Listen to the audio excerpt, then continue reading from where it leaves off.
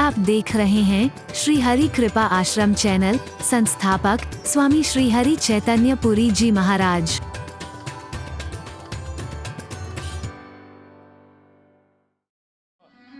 हे प्रभु, हे स्वामी, अगर सचमुच आप पार होना चाहते हैं तो मेरा काम यही है।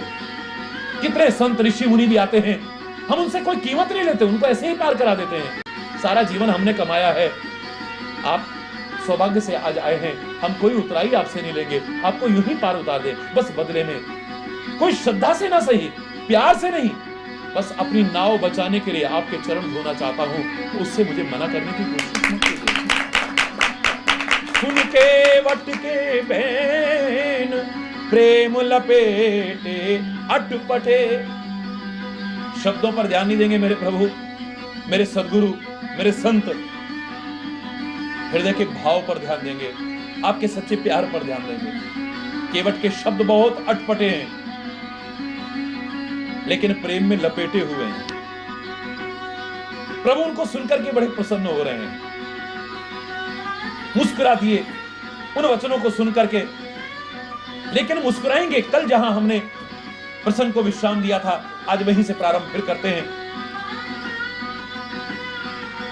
किसी से बात चल रही हो और मुस्कुराने का भाव आए तो उसी को देख करके मुस्कुराएंगे, किसी दूसरे को नहीं। अगर किसी और की तरफ देख करके मुस्कुराते हैं तो लगता है कि कोई और राज है जिसकी वजह से मुस्कुराने की कोशिश कर रहे हैं। एक मैंने कल आपको बताया, ये पूर्व जन्म में कछुआ था, क्षीर सागर में रहता था। मन में भाव आया, प्रभु के चरण छू करके अपने आप को कृतकृत्य करने की कोशिश करता हूं। ये सुंदर भाव लेकर के ये प्रभु के चरणों की ओर, शेष शैया की ओर बढ़ा है। जो अंतर कथा मिलती है, लक्ष्मी जी चरण दबा रही थी, देखा कि एक जल जीव प्रभु के चरणों की तरफ बढ़ रहा है, कोई कष्ट ना पहुंचा दे, कोई क्षति ना पहुंचा दे। उसे हाथ मार के नीचे गिरा दिया। उसने फिर प्रयास किया, लक्ष्मी जी ने फिर गिरा दिया, फिर प्रयास किया, अनेक बार प्रयास किया, लेकिन लक्ष्मी जी ने चरण की तरफ बढ़ने नहीं दिया। आखिर में शेषनाग ने देखा कि एक जीव मां को परेशान कर रहा है। जैसे ही इस बार कछुआ आगे बढ़ा प्रभु के चरणारविंद छूने के लिए, उसने मारी फुंकार और उसे यहीं पर खत्म कर दिया है। यही कछुआ आगे जल में केवट बनता है। और हमने तो यही सुना है, यम यम वा विस्मरण भावम तस्तन्ते कलेवरम तम तमे वैति कौन्ते सदा तद्भाव भावित। हे कुंती पुत्र, यम यम जो जो भाव स्मरण करता हुआ तस्तन्ते कलेवरम, इस कलेवर का परित्याग करता है जीव, इसकी गति उस पर निर्भर करती है। इसको वही आश्रित, जिस भाव को हृदय में रखता हुआ ये शरीर का परित्याग करता है। मृत्यु कैसे हुई, कहां पर हुई, ये इतना महत्वपूर्ण नहीं है। उत्तरायण में हुई या दक्षिणायन में हुई, किस बीमारी से हुई या सामान्य हुई, ये प्रारंभिक अवस्थाएं हैं।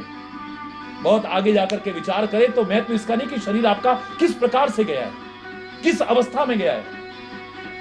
महत्व तो इसका है कि किस भाव का स्मरण करते हुए आपने शरीर का त्याग किया। अगर उसका स्मरण करते हुए इस शरीर का परित्याग करते हैं तो योगियों को भी दुर्लभ गति तुम्हें सहज में प्राप्त हो सकती है, इसमें कोई असंभव नहीं। राम राम कह तन तजहि पावहि पद निर्वाण। वो राक्षस भी अंत समय में अगर परमात्मा का स्मरण करते हुए इस शरीर का परित्याग करते हैं, वो पद प्राप्त करते हैं जो अच्छों को सुलभ नहीं हो पाता है। अंत काले चमावेव स्मरण मुक्त्वा कलेवरम। श्री कृष्ण स्वयं कहते हैं कि अंत समय में भी मेरा स्मरण करते हुए अगर इस शरीर का परित्याग करे, हरि बोल हरि बोल हरि बोल हरि बोल। लेकिन अंत समय में कौन परमात्मा के नाम का स्मरण करेगा, कौन अच्छे भाव रखेगा, जिसका सारा जीवन का अच्छा अभ्यास बना होगा। कोई कहे कि जब अंत समय में ही स्मरण करके इस शरीर का परित्याग करें तो अच्छी गति मिलती है, तो सारा जीवन लेने की क्या आवश्यकता है, आखिरी टाइम में ले लेंगे ना। तुम्हें कैसे मालूम कि तुम्हारे शरीर का अंत कब होगा, कहां होगा, कौन सा अंतिम क्षण होगा तुम्हारा, आखिरी सांस तुमने कहां लेना है, कब लेना है, किस प्रकार से लेना है, तुम जानते हो। और अगर जानते भी हो तो याद रखना, आखिरी समय में ध्यान उसी तरफ जाता है जिधर सारा जीवन अभ्यास बना होता है, दूसरी तरफ नहीं जाएगा। सारा जीवन अभ्यास जहां बना हुआ है, आपका आखिरी समय ध्यान वहीं पर जाएगा।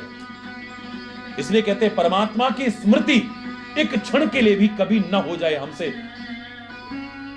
एक क्षण के लिए भी विस्मृति ना हो जाए, हर क्षण स्मृति रहे, अहिर्निश। विशेष तौर से कल जो एक प्रश्न किया था किसी ने कि क्या गुरु मंत्र का जप हम हर स्थिति में हर समय कर सकते हैं? क्यों नहीं कर सकते हैं? मैं इससे ज्यादा नहीं कह सकता हूं आपसे। पवित्रता पूर्वक, नियम पूर्वक तो आप कीजिएगा ही, लेकिन किसी भी दशा में, किसी भी हालत में, किसी भी काम को करते हुए और कहीं पर भी आप कभी भी गुरु मंत्र का जप कर सकते हैं। इसमें कोई संकोच करने की आवश्यकता नहीं आती। चलते फिरते, खाते पीते, सोते उठते जागते, यहां तक कि शुद्ध अशुद्ध किसी भी स्थिति में, शारीरिक अशुद्धि है, परिवारों में कई प्रकार की अशुद्धियां हो जाती हैं, कर्म कांड में आपके लिए रोक लगाई जा सकती होगी, लेकिन गुरु मंत्र का जप करने में, अपने इष्ट का स्मरण करने में किसी भी वेद ने, किसी शास्त्र ने, किसी ग्रंथ ने, किसी महापुरुष ने कोई रोक नहीं लगाई है। क्योंकि इस जीवन का अंत पता नहीं कब हो जाए और सारा जीवन का अभ्यास हमारा फिर वही होगा, जन्म जन्म मुनि जतन कराही, अंत राम कहीं आवत नहीं। सारा जीवन अभ्यास करते रहे पर आखिर में परिवार में उसकी मृत्यु हो गई ना, अशुद्धि हो गई है, अब हम प्रभु का नाम कैसे ले लें? एक आम इस प्रकार की धारणा लोगों की बन गई है। उसका तो पता नहीं क्या हुआ होगा, लेकिन तुम्हारा अभ्यास तो बेकार हो जाएगा। प्रभु का स्मरण तो कभी एक क्षण के लिए भी छोड़ने की कोशिश मत करना। सारा जीवन अभ्यास की आवश्यकता है। जन्म मैंने हमेशा कहा, कहां पर हुआ, कब हुआ, कैसे हुआ, किन परिस्थितियों में हुआ, वो अब तुम्हारे हाथ में कुछ नहीं है। अब तो तुम संवार सकते हो तो अपनी मृत्यु को संवार सकते हो, इसी को संवारने की कोशिश करो। जन्म तो जहां होना था, जिस घर में होना था, जिस कुल में होना था, जिन परिस्थितियों में होना था, जिस वातावरण में होना था, जिन लोगों के बीच होना था, हो गया। अब तुम्हारे हाथ में क्या है? तुम चाहो तो जहां हो वहीं पर अपने जीवन को संवार सकते हो, और उसके लिए तुम्हें इस जीवन का जब अंत हो, ऐसा हो, हरि बोल, जोर से बोलो ना, दुनियादारी में भी मैंने आपसे कहा था कि जब तुम पैदा हुए थे हर कोई खुश हुआ था, हर कोई हंस रहा था, एक तुम रो रहे थे क्वां क्वां करके। मजा तब है तुम्हारे जीवन का जब इस शरीर का अंत हो तो सारी दुनिया रो बिलख रही हो और तुम हंसते हुए जाओ, दृश्य पलटा हुआ नजर आए। जब तुम जन्मे जगत में, जग तो हंसा तुम रोए, पर कुछ ऐसी करनी कर चलो, तुम तो हंसो जग रोए, तब मजा आए। हरि बोल, जोर से बोलो ना, हरि बोल। इस मृत्यु को संवारना है, और मृत्यु तभी संवरेगी जब सारा जीवन हमारा अच्छा अभ्यास होगा। शायद इसीलिए लोग प्रार्थना करते हैं, देहांत काले तुम सामने हो, देहांत काले तुम सामने हो, बंशी बजाते मन को लुभाते, बंशी बजाते मन को लुभाते, गाता यही मैं तननाथ त्यागूं, गाता यही मैं तननाथ त्यागूं। हे नाथ नारायण वासुदेव, हे नाथ नारायण वासुदेव। लोग अपने अपने भाव से विभिन्न प्रकार से प्रभु से प्रार्थना किया करते हैं। इतना तो करना स्वामी, जब प्राण तन से निकले, तेरा नाम लेते लेते ये प्राण तन से निकले।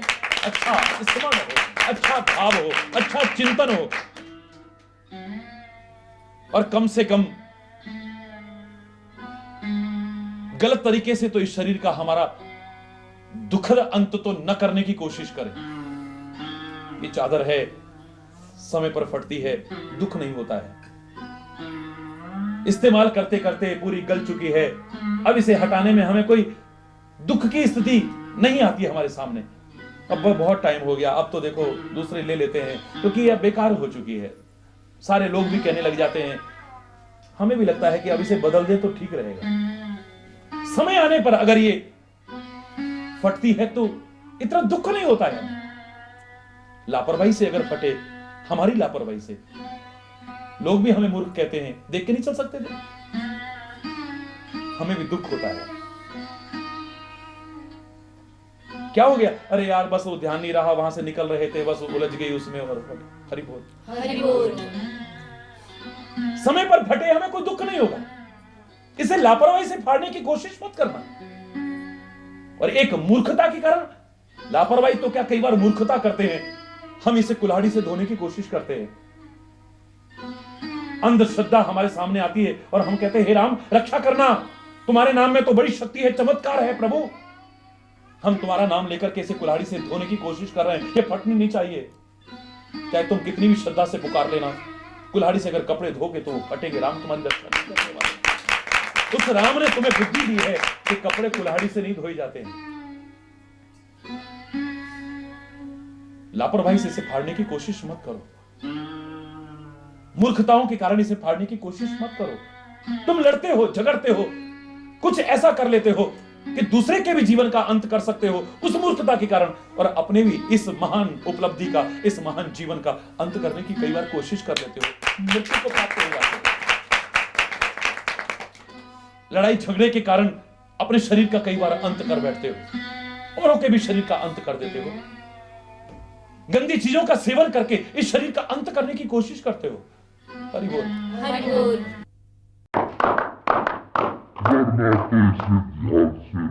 भाई इसे व्याकार में नष्ट करने की कोशिश मत करो। समय से पहले इसे बर्बाद करने की कोशिश मत करो। पता नहीं ये मौका फिर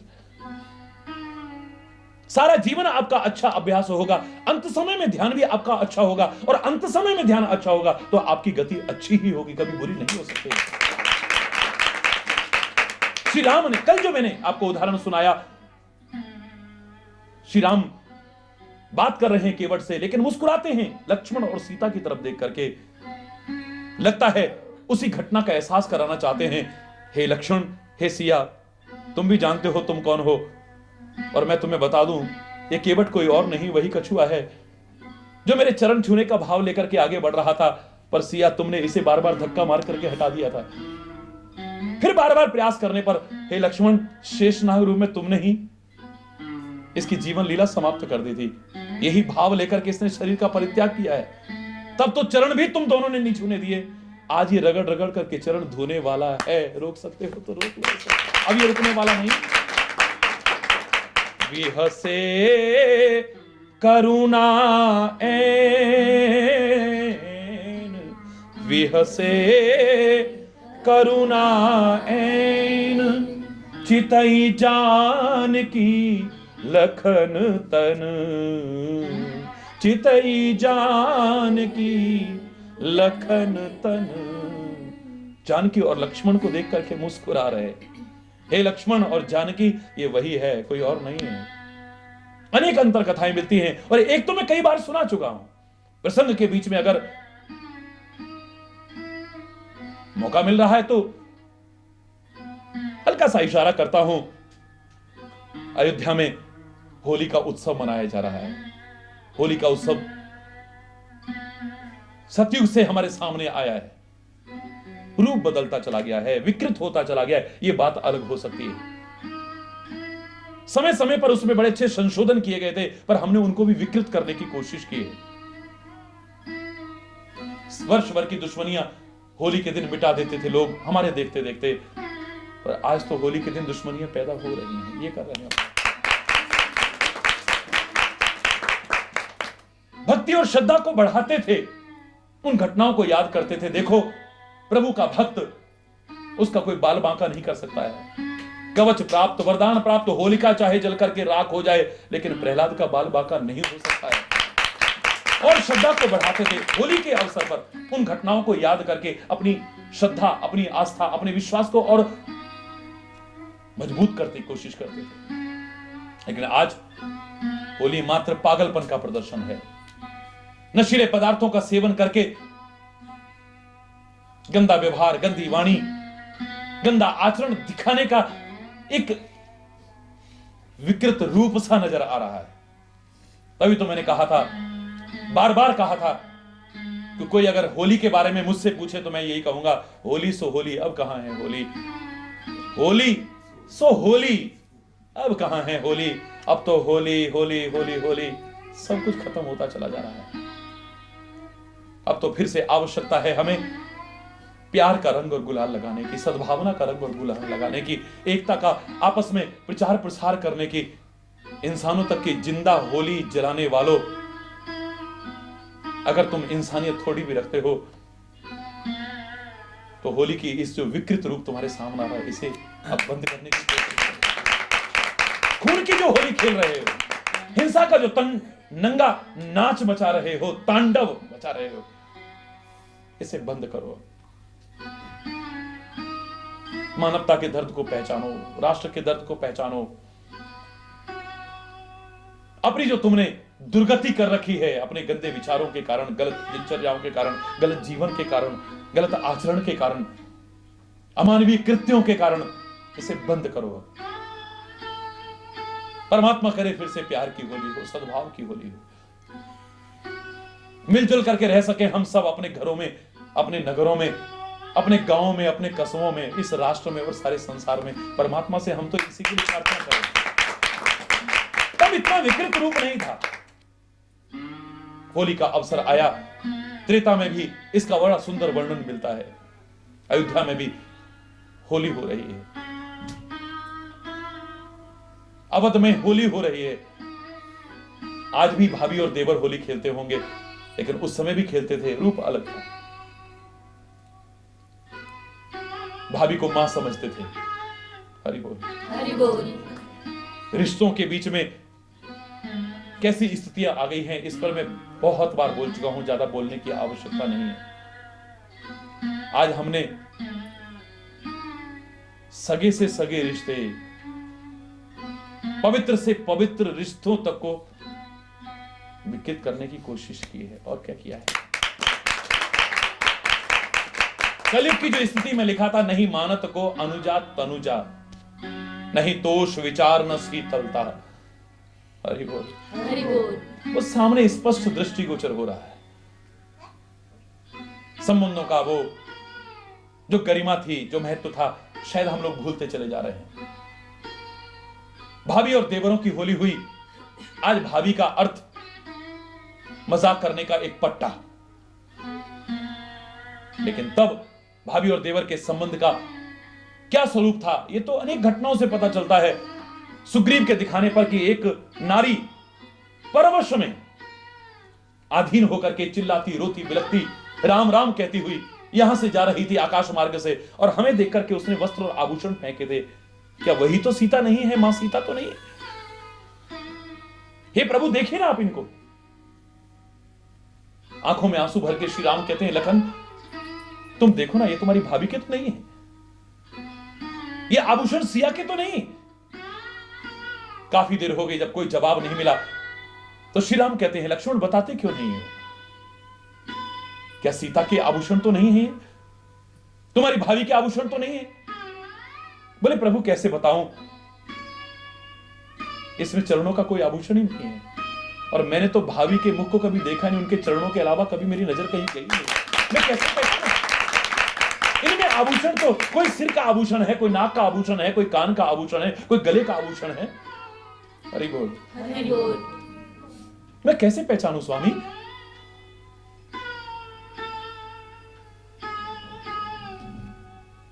आज देवर भाभी को उपहार देता है होली खेलने के बाद, कई जगह पर ऐसा प्रचलन है, पर तब भाभी अपना पुत्र समझ करके शाम को कोई उपहार देती थी। सीता कहती है कि तुम तीनों मुझसे कुछ मांग लो, आज तुम जो मांगना चाहो, मैं अपने मन से उपहार नहीं दूंगी, जो तुम मांगोगे। और आज मैं भी उस कुल में हूं जहां प्राण जाए पर वचन ना जाए, तुम जो मांगोगे मैं तुम्हें दूंगी। भरत भैया मांगो ना, क्या मांगते हो? मां, मुझे तो प्रभु के चरणों में प्यार चाहिए, भक्ति चाहिए, मुझे और कुछ नहीं चाहिए। शत्रुघ्न, तुम, भैया ने इतना अच्छा मांगा है, शायद मैं मूर्खता कर जाऊं मांगने में, तो जो भैया ने मांगा है वही मुझे दे दो ना। लखन बेटा तुम, मैं अभी आया। मां एक मिनट ठहरो, क्योंकि मैं प्रभु से पूछे बिना कोई काम करता नहीं हूं, उनसे पूछ के आता हूं मुझे क्या मांगना चाहिए।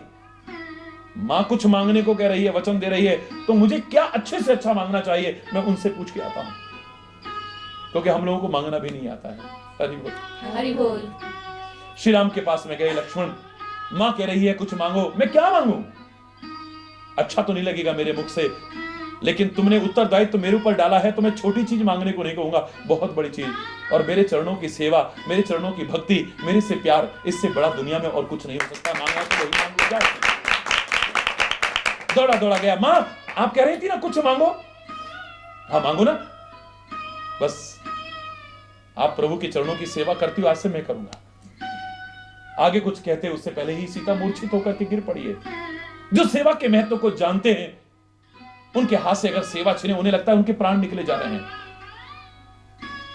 हाहाकार मच गया, वैद्यों को बुलाया गया, अनेक प्रकार के उपचार करे गए, लेकिन सीता को होश नहीं आया है, मां जानकी को होश नहीं आया है।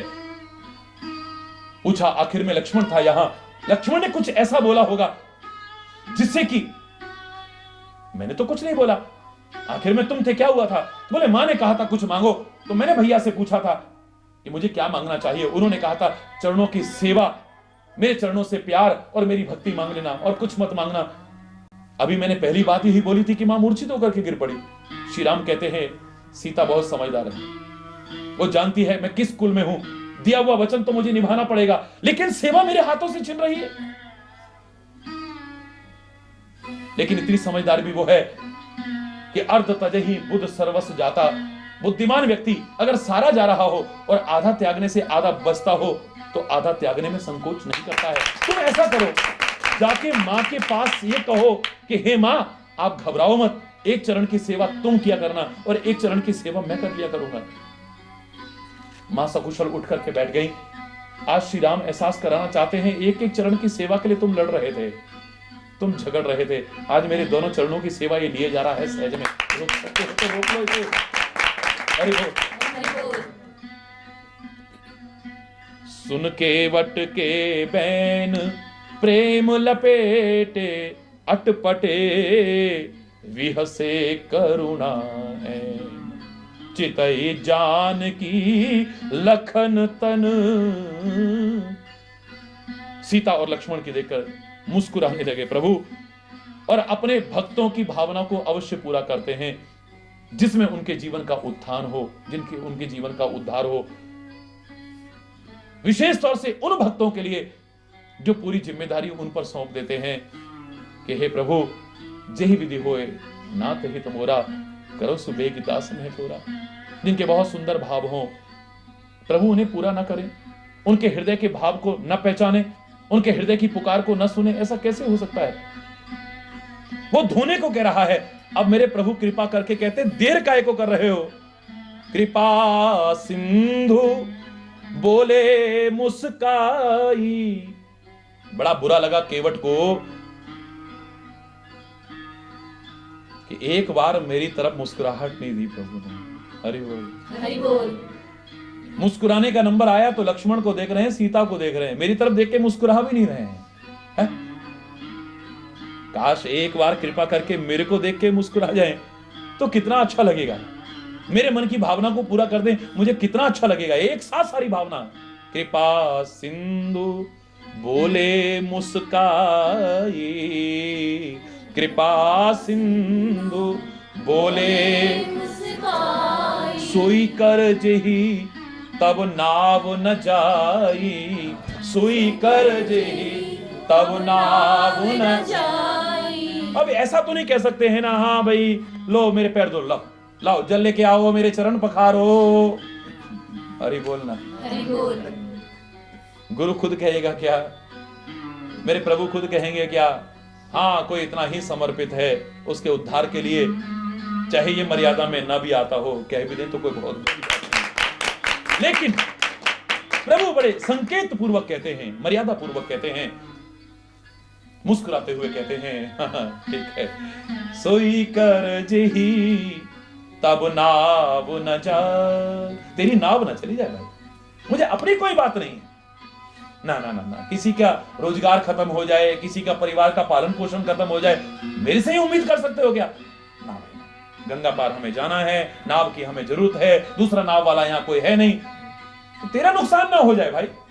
फिर मैं तो गंगा में ऐसे चला भी जाऊंगा, सरयू हमने कितनी बार पार करी है, तैरते तैरते पार की है, लेकिन जानकी अभी हरि बोलना, हरि बोल, जोर से बोलो ना, हरि बोल। ना जाने कौन चले जाते, लेकिन अब ऐसे नहीं जाएंगे, जाएंगे तो हम नाव में ही जाएंगे, पर अगर हमारी वजह से किसी का नुकसान हो जाए तो वो हमसे नहीं होगा। हरि बोल, हरि बोल। सुई कर जी तब नाव न जाई, तेरी नाव ना चली जाएगी। हरि बोल, हरि बोल। कर लेना वही। बेगियान, मेरे को बताओ खुद अपने मुंह से क्या करूं, वही कर जिससे नाव ना जाए। अब श्री राम के मुख से अच्छा लगेगा, बोलिए। लेकिन मेरे प्रभु अपने भक्तों के लिए क्या कुछ नहीं करते हैं। प्रबल प्रेम के पाले पढ़कर हरि को नियम बदलते देखा, उनका मान टले टल जाए पर भक्त का मान केवल कहता है स्पष्ट बोलो, आप कहो कि मेरे चरण पखारो, वो करो ना जिससे तेरी नाव ना जाए, तेरा नुकसान ना हो जाए, वो करना। क्या करूं, बोलो ना। जो अच्छा नहीं लगना था प्रभु के मुख से, कह रहा है कि वही बोलो। हरि बोल, हरि बोल। और प्रभु कृपा करके अपने भक्त की भावना को पूर्ण कर रहे हैं। अगले शब्दों में फिर वही दोहराने की कोशिश करते हैं। बेगियान जल पाए पखारू, होत विलंब उतारहु पार। बेगियान, जल्दी लिखो। प्रभु कृपा करके कहते जल्दी लाओ, जल लेकर के आओ और मेरे पांव पखारो।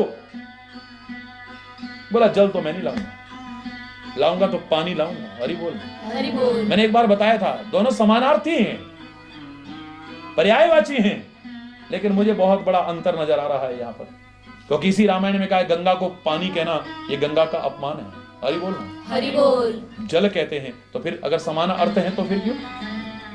हरि बोल। हरि बोल।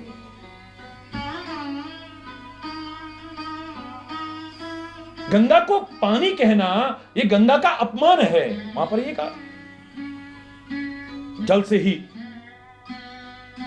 कमल पैदा होता है, कीचड़ से भी कमल पैदा होता है, तो नीरज भी कहते हैं उसे, पंकज भी कहते हैं उसे, दोनों पर्यायवाची हैं, लेकिन दोनों में अंतर है। नीरज जो नीर से पैदा हो रहा है, और पंकज जो पंक यानी कीचड़ से पैदा हो रहा है।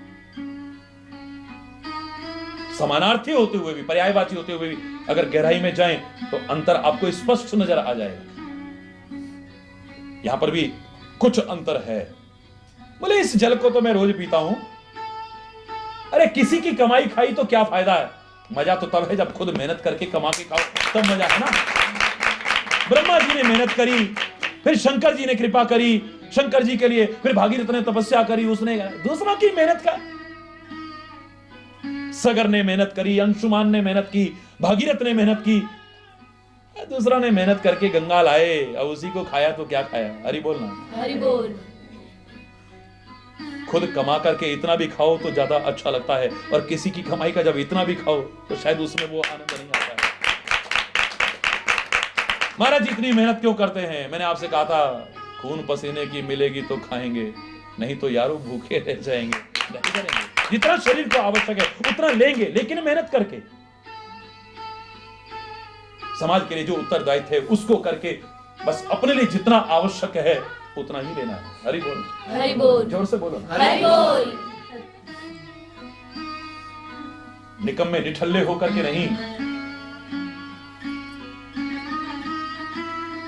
लगता है कि केवट कहना चाहता है ये तो उन्होंने मेहनत करी है तब गंगा जल आया है, अब इसी गंगा जल को लाऊं और फिर मैं चरण दूं तो फिर मेरी मेहनत का क्या है, वो तो है ही गंगा जल। पहले भी चरणों को धो करके ही निकला था, अब मैं फिर चरणों को धो लूं तो कौन सी बड़ी बात हो गई, कोई महत्व तो बढ़ नहीं जाएगा उसी गंगा जल से। मजा तब है जब इस गंगा जल से चरण न पखा करके एक सामान्य जल को भी मैं गंगा बनाने की कोशिश करूं, तब आनंद आएगा। लोग इस बात को कभी स्वीकार करेंगे, कभी ना कभी इस बात को स्वीकार करेंगे, या तो ब्रह्मा ने चरण पखार करके गंगा का निर्माण किया था, या फिर केवट ने प्रभु के चरण पखार करके।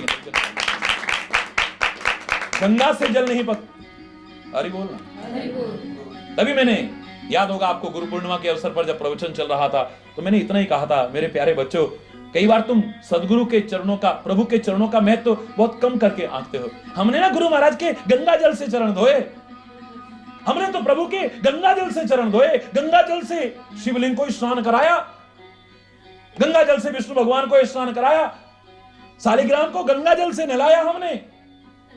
हरि बोलना। हरि बोल। ये तुम्हारे शब्द होते हैं, विचार करना इस बात पर। गंगा जल से धोए हमने। अरे गुरु के और प्रभु के चरण तो तुम जिस जल से पकारोगे वो गंगा जल बन जाएगा, जल से कौन सा है। हरि बोलना। गंगा का अपना महत्व है, लेकिन केवट यहां पर कितनी चतुराई से, कितनी समझदारी, इसे आप चालाकी कहो या चतुराई कहो, मैं तो कहूंगा बड़ा समझदार है। जीवन के महत्व को इसने समझा है, जीवन की सार्थकता को इसने समझा है, समय का अधिक से अधिक क्या लाभ उठाया जा सके इसने समझा है। हरि बोलना। हरि बोल। सही अर्थों में जिसे लाभ कहा जा सके, सांसारिक लाभ नहीं। कितने प्यारे प्रयास हैं इसके। प्रभु कह रहे हैं कि बेगियानी जल, जाओ जल्दी जाओ, जल लेकर के आओ। अब यहां पर जल लग रहा है, गंगा जल के लिए कहा जा रहा है। बेगियानी जल पाए पखारू, मेरे पांव पखार लो, मेरे चरण पखार लो। हो तो विलंब उतारहु पारू, हो तो विलंब, हो तो विलंब उतारहु पारू। देर हो रही है और समय का बड़ा महत्व है। एक एक क्षण का बहुमूल्य, एक एक क्षण का अनमोल, एक एक क्षण का सदुपयोग करने की कोशिश करनी चाहिए। व्यर्थ में नष्ट करने की कोशिश नहीं करनी चाहिए। व्यर्थ के वार्तालाप में, व्यर्थ के बहस में, व्यर्थ के चिंतन में, व्यर्थ के कर्मों में इसे नष्ट करने की कोशिश नहीं करनी चाहिए। एक एक क्षण का सदुपयोग करने की कोशिश। पता नहीं अगला क्षण मिलेगा या नहीं मिलेगा। हरि बोल। हरि बोल। ये वापिस नहीं आता है।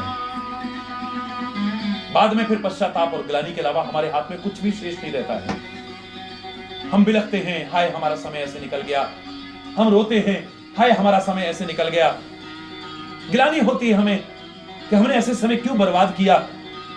ऐसा ना हो, प्रभु स्वयं कृपा करके समय के महत्व को बता रहे हैं। हो तो विलंब, देर हो रही है, उतारहु पारू, पार उतारो ना। मैंने आपसे कहा था समय का महत्व आप भी जानते हैं, लेकिन समय पर अपने जीवन को संवारने का प्रयास करना चाहिए, अच्छे मार्ग पर चलने की कोशिश करनी चाहिए। इस बात को जल्दी से स्वीकार नहीं कर पाते हैं। ले लेंगे ना प्रभु का, ये कोई उम्र है। हरि बोलना। हरि बोल। अरे जब आएगी तब आएगी या नहीं आएगी। हरि बोलना। हरि बोल। जोर से बोलना। हरि बोल। आएगी या नहीं आएगी। हरि बोल। हरि बोल। बहुत भ्रम में जीते हैं हम लोग। मूर्खतापूर्ण चिंतन होता है हमारा, अज्ञानता परिपूर्ण चिंतन।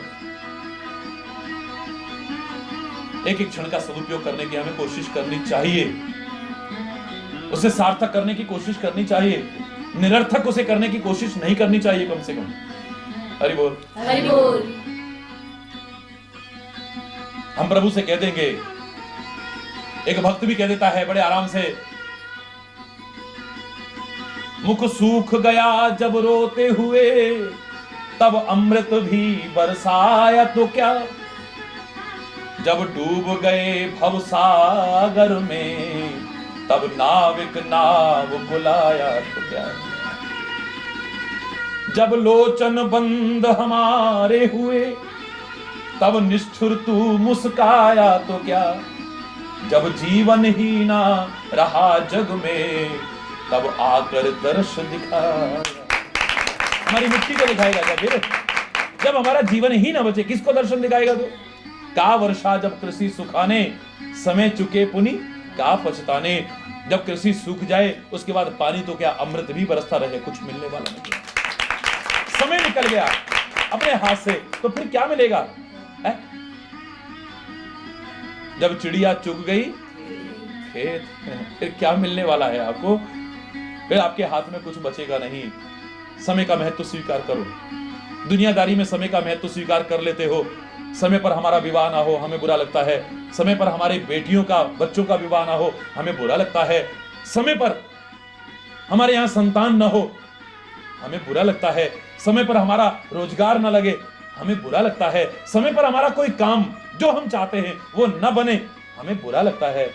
बाद में हुआ तो क्या हुआ, बाद में हुआ तो क्या हुआ, वो क्रेज नहीं रहता है, वो नहीं रहता है, वो चार्म नहीं रहता। हरि बोलना, जोर से बोलो ना, हरि बोल।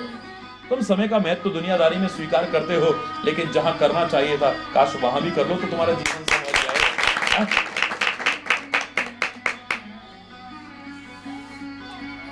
वर्तमान के एक एक क्षण का सदुपयोग करने की कोशिश करना। हो तो विलंब उतारहु पारू, हो तो विलंब, विलंब हो रहा है, हे केवट हमें पार करो, जल्दी लाओ ना जल। वो कहता जल नहीं लाऊंगा। आश्चर्य है जिसका नाम लेकर के अपार भवसागर पार हो जाते हैं। जा सुनाम सुमिरत इक बारा, उतरे ही नर भव सिंधु अपारा, सोई कृपाल केवट ही निहोरा। वो प्रभु आज केवट के निहोरे, हमें उतार दो ना, हमें उतार दो ना, हमें उतार दो ना। सोई कृपाल केवट ही निहोरा। और ये कौन से कृपालु हैं? जिहि जग किए तिहु पगहु ते थोरा। वामन अवतार में जब विराट रूप धारण किया, जिसने 3 पैर से कम में सारी सृष्टि को नाप के दिखा दिया, वो छोटी सी गंगा को पार करने के लिए, और उस गंगा को जो उसके चरणों से निकली है उसे पार करने के लिए केवट के निहोरे कर रहा है, गिड़गिड़ा रहा है उसके सामने। जिसने 3 पैर से कम में सारी सृष्टि को, एक पैर फैलाए तो हरि बोल, हरि बोल, जोर से बोलो ना, हरि बोल।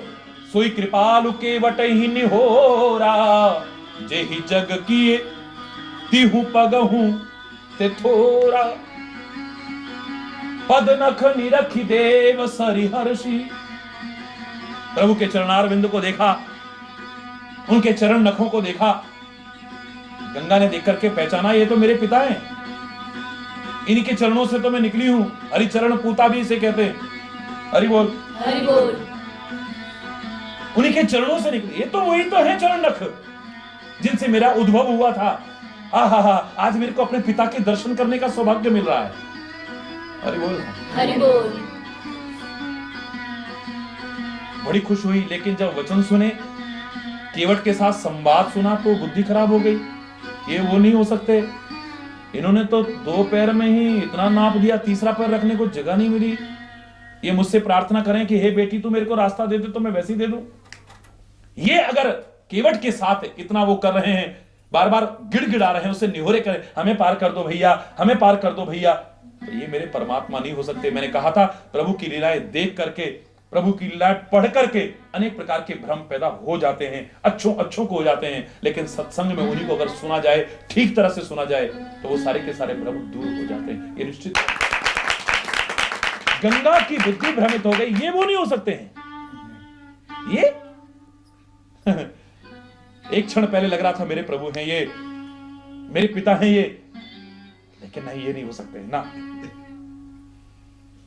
जासु नाम सुमिरत इक बारा, उतरहि नर भव सिंधु अपारा।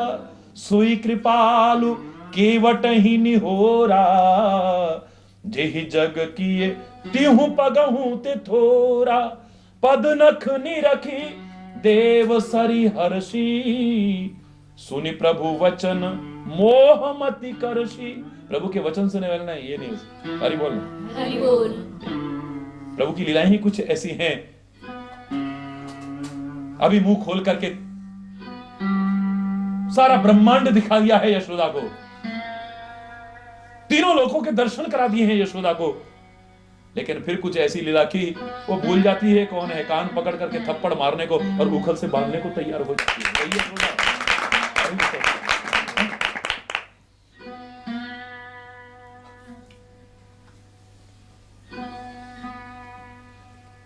केवट राम प्रजायस पावा, केवट राम केवट राम रजायस पावा, केवट राम रजायस पावा, पानी कठोता भर ले आवा, पानी कठोता भर ले आवा। प्रभु की आज्ञा मिल गई, अब तो राम रजायस मिल गई है, तो जल का लोटा नहीं लाया है, पानी का कठोता लाया है। जल नहीं लाया, पानी लाया है। पानी कठोता, गंगा जल तो है ही, इससे चरण क्या पकड़ने, पानी लाता हूं ना पास में कहीं जहां है। आनंद तब है, उसे भी गंगा जल बनाऊं ना मैं। जो पवित्र है वो तो पवित्र है ही, जो अपवित्र है उन्हें भी पवित्र करने की कोशिश करो तुम। तुम प्रभु की कृपा पात्र बने हो तो तुम्हारे अंदर वो सामर्थ्य है, तुम अपने आप को पवित्र कर सको, और जो पहले से पवित्र वातावरण है उसे दूषित ना करो, और जो अपवित्र है उन्हें भी पवित्र करने की कोशिश करो ना। आनंद तब है।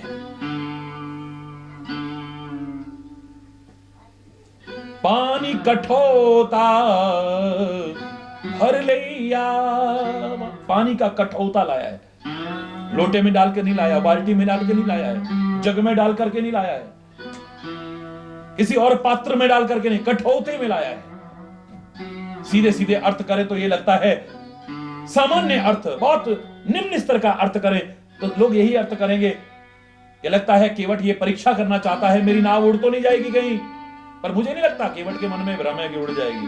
हरि बोलना, हरि बोल। लेकिन सामान्य अर्थ लोग यही करने की कोशिश करेंगे, मुझे लगता है। ये कठोता क्यों लाया गया? इसलिए लाया गया क्योंकि कठोते में चरण धोऊंगा, ये भी लकड़ी का, अगर ये उड़ गया तो नाव उड़ेगी, और ये नहीं उड़ा तो फिर नाव उल्टे वाली।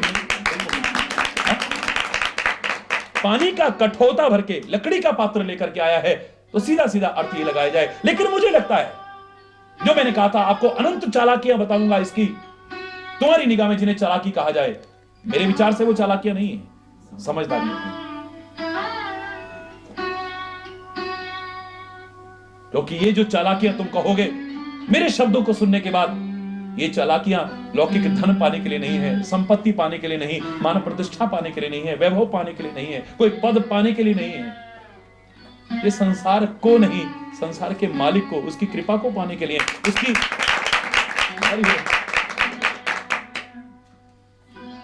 कितनी चालाकी है।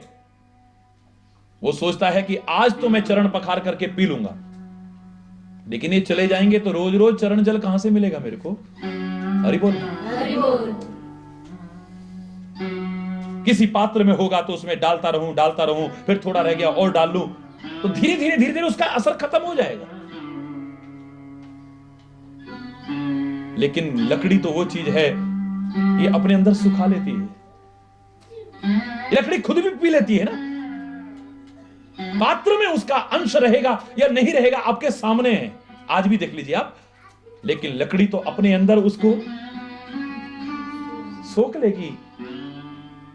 आज तो पीऊंगा ही, और जब मेरा मन करेगा इसी में डाल डाल करके फिर पीता रहूंगा, हमेशा के लिए चरण जल मिलेगा मुझे। तीसरा, कितनी समझदारी का इस्तेमाल कर रहा है। तापस वेश विशेष उदासी रूप में है श्री राम। किसी के नियम में कभी खलल नहीं डालने की कोशिश करनी चाहिए। जिसे तुम गंवार कह रहे हो, गांव का कह रहे हो, वो केवट जानता है।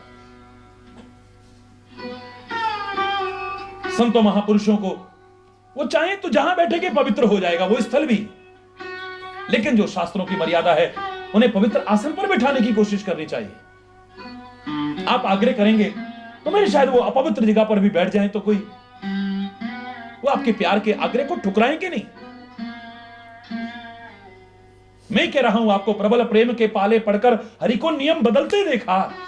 उनका मान टले टल जाए पर भक्त का मान न टलते देखा। पर भक्त की भी जिम्मेदारी बन जाती है कि कुछ ऐसा करने की कोशिश न करे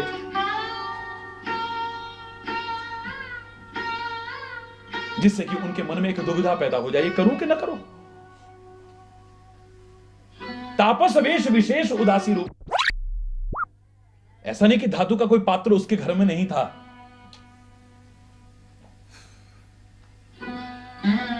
लेकिन तापस वेश विशेष उदासी रूप में उनके नियम में कहीं भंग न हो जाए मेरी वजह से। अपने पिता के जिस वचन का वो पालन करना चाहते हैं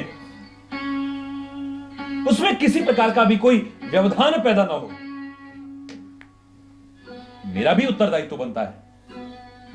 यह भी भाव लगता है, अनंत भाव इसके अगर विचार पूर्वक सामने लाएं तो उभर करके आते हैं। लेकिन समय, हरि बोल, जोर से बोलो, हरि बोल।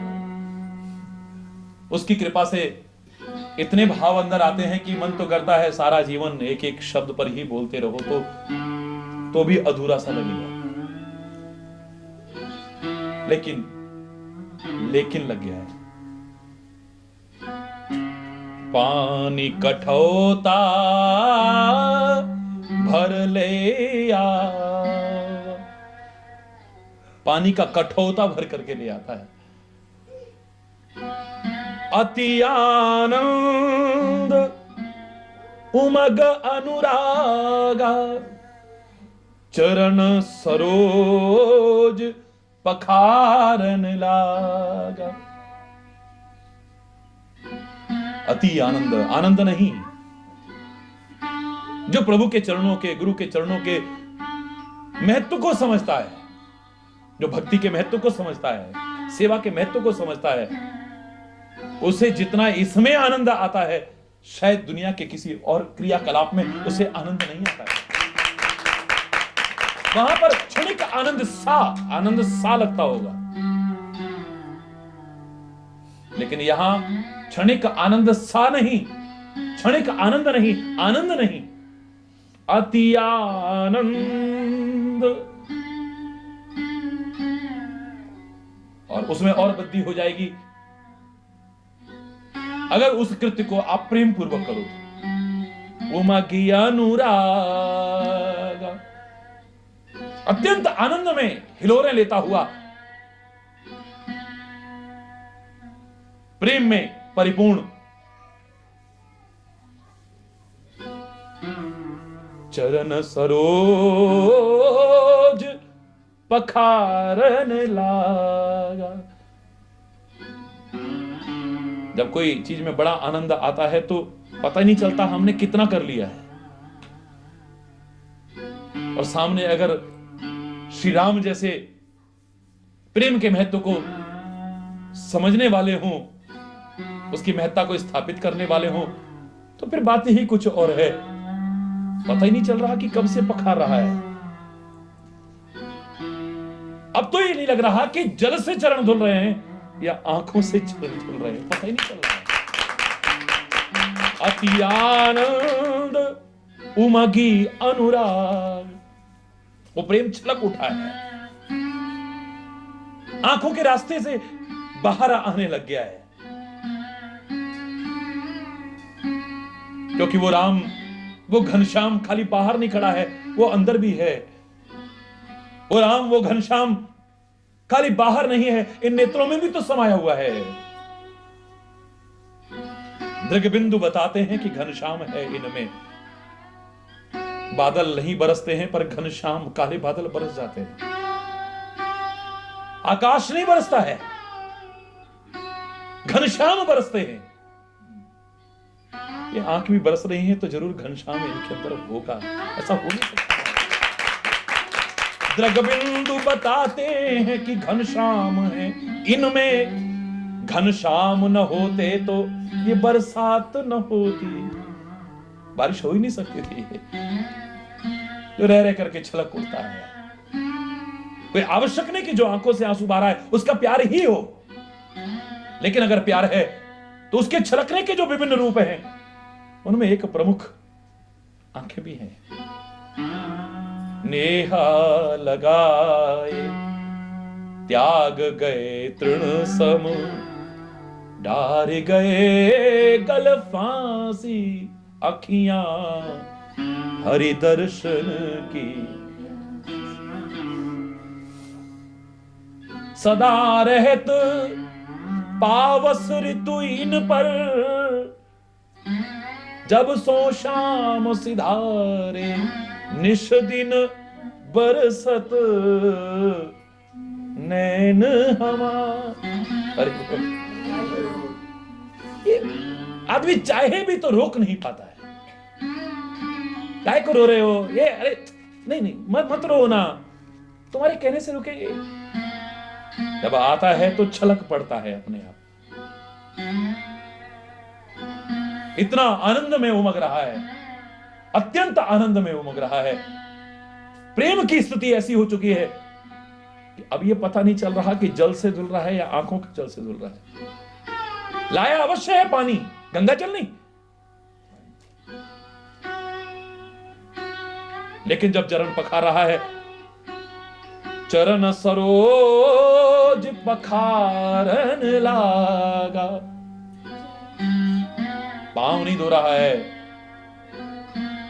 महापुरुष कभी अपने नहीं कहेंगे कि मेरे चरण हैं ये।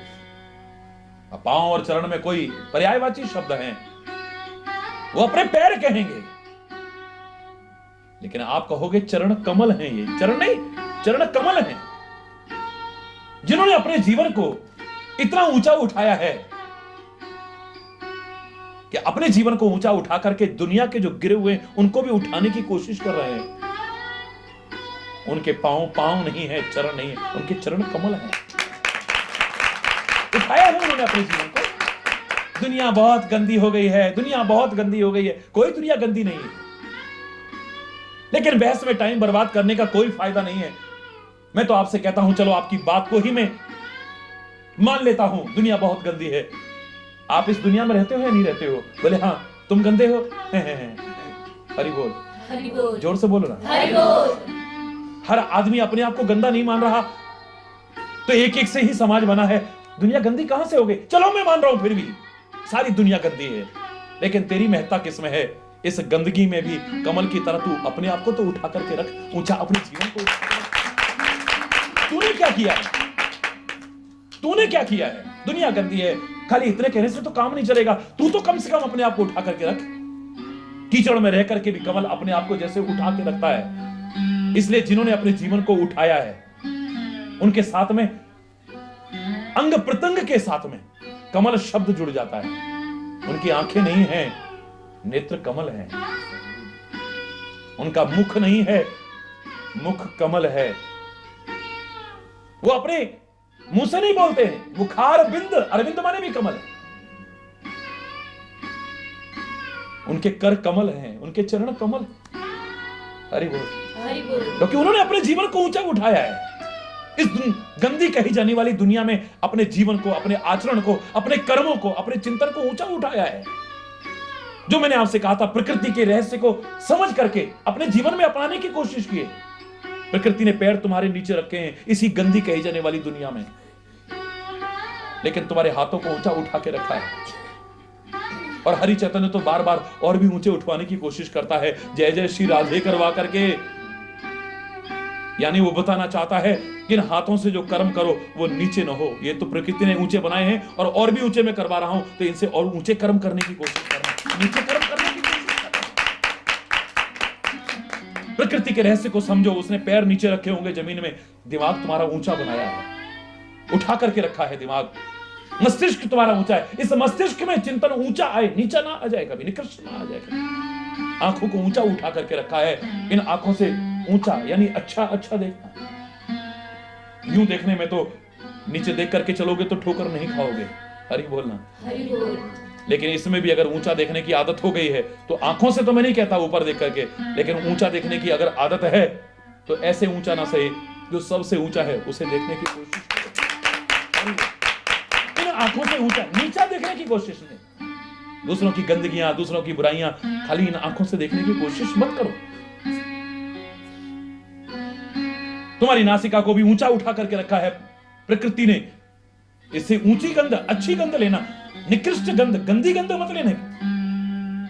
जवान को ऊंचा उठा करके रखा है, इस वाणी को ऊंचा उठा करके रखा है प्रकृति ने। इस वाणी से ऊंचा, शोर मचाने के रूप में नहीं, ऊंचा माने बहुत अच्छा अच्छा उत्कृष्ट बोलने की कोशिश करना। नीचा यानी निकृष्ट बोलने की कोशिश मत करना। तुम्हारे हृदय को भी ऊंचा उठा करके रखा है, इस हृदय में ऊंचे भाव लाना, कभी नीचे भाव लाने की कोशिश मत करना। श्री राम के चरणों के साथ चरण नहीं, चरण कमल कहा जा रहा है। महापुरुषों के चरण कमल कहे जाते हैं, सदगुरु के चरण कमल कहे जाते हैं। श्री गुरु चरण सरोज, सरोज कमल कहा जा रहा है। हरि बोल, हरि बोल। चरण सरोज पखारन ला, पर श्री राम नहीं करे मेरे चरण सरोज पखार लो, वो करे पाए पखारू। पांव पखार दे भाई, काम जो करना है कर ले, ठीक है। हरि बोल, हरि बोल। जोर से बोलो, हरि बोल। और जोर से बोलो ना। हरि बोल। अति आनंद उमग अनुरागा चरण सरोज पखारन लागा। चरण कमलों को पखारने लगा है। आज देवता भी सराहना कर रहे हैं, आहा धन्य है। जिसे नीच कहते थे लोग, अधम कहते थे लोग, गंवार कहते थे लोग, बरस सुमन सुर एक नहीं सकल सिहाई, उसके भाग्य की प्रशंसा कर रहे हैं। एहि सम पुण्य पुंज को नाय, इसके बराबर भाग्यशाली, इसके बराबर पुण्यों का संचित भंडार किसके पास होगा। जिनकी एक झलक पाने के लिए लोग तरसते हैं, आज उन्हें रगड़ रगड़ करके धोने की कोशिश कर रहा है। चरण तो पखारूंगा, और पखार भी लिए बहुत। अब कह रहा है चरण ऊपर करो। हरि बोल, हरि बोल। चरणों को ऊंचा करो जरा। चरण धोने को कहा था, ये ऊंचा करने की बात बीच में कहां से आ गई। बोले नहीं, चरण तो ऊंचे करने पड़ेंगे आपको। ऊंचे क्यों करने पड़ेंगे? बोले प्रभु इतनी मुश्किल से आप राजी हुए चरण धुलवाने के लिए, और मैंने चरण धो लिए और नीचे कोई भी कण रह गया तो सारी मेहनत तो बेकार गई। एक भी रजकण अगर बाकी रह गया, वो छूते तो मेरी नाक फिरिस्ती बन जाएगी, तो फिर फायदा क्या रहा। इसलिए आपको पैर ऊंचे उठाने पड़ेंगे। अगर नहीं करोगे तो फिर मैं गंगा के पार में नहीं जाऊंगा।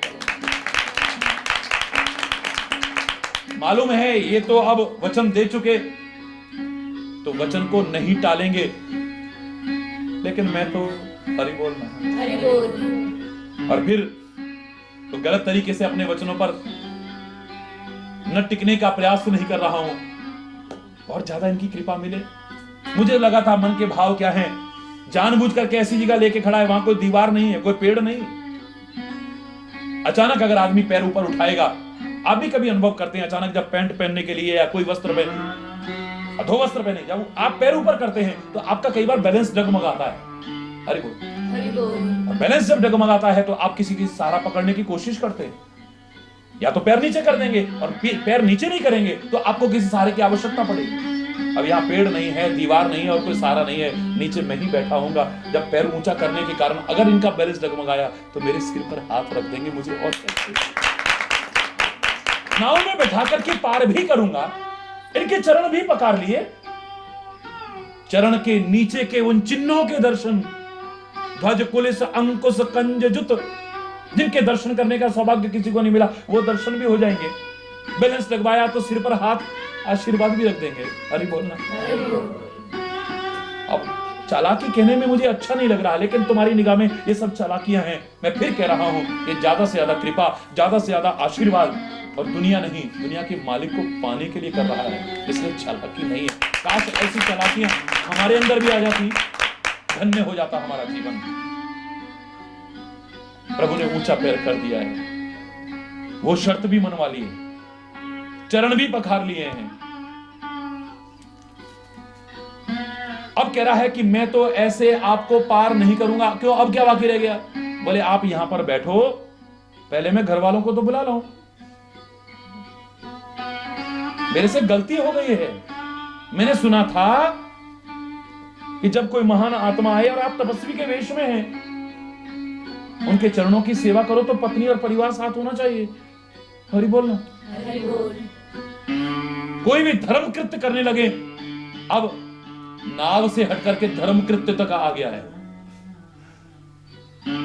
तो पत्नी और परिवार भी साथ में हो तो हरि बोलना। हरि बोल। आप तो मर्यादा पुरुषोत्तम है प्रभु,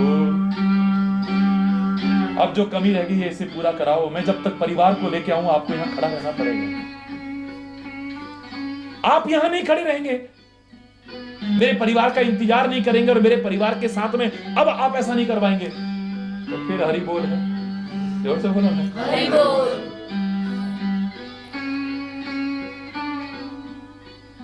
यहां पर भाव है कि खाली मेरा उद्धार ना हो,